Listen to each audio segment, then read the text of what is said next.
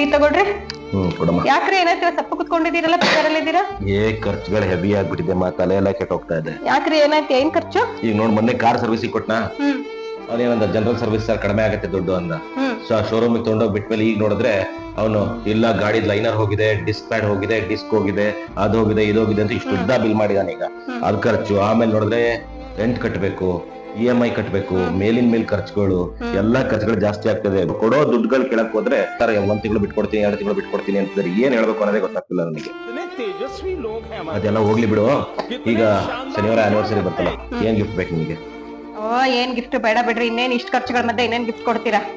ಇದನ್ನೆಲ್ಲ ನೀವು ಹೇಳ್ಬೇಕು ಅಂತ ಇದ್ದೀನಿ. ನನ್ನ ಹತ್ರ ಈಗ 16 ವರ್ಷದಿಂದ ನೋಡ್ತಾ ಇದ್ದೀನಿ. ನನ್ನ ಆನಿವರ್ಸರಿ, ನಮ್ ಬರ್ಡೇ ಏನಾದ್ರು ಬಂದ್ರೆ ಸಾಕು, ನನಗೆ ಆ ಖರ್ಚಿದೆ, ನನಗೆ EMI ಇದೆ, ನನಗೆ ಸರ್ವಿಸ್ ಅಮೌಂಟ್ ಇದೆ, ಅದಿದೆ ಇದಿದೆ ಅಂತ ಬರೀ ನಕ್ಕ ಹೇಳೋದಾಯ್ತಲ್ಲ ನಿಮ್ದು.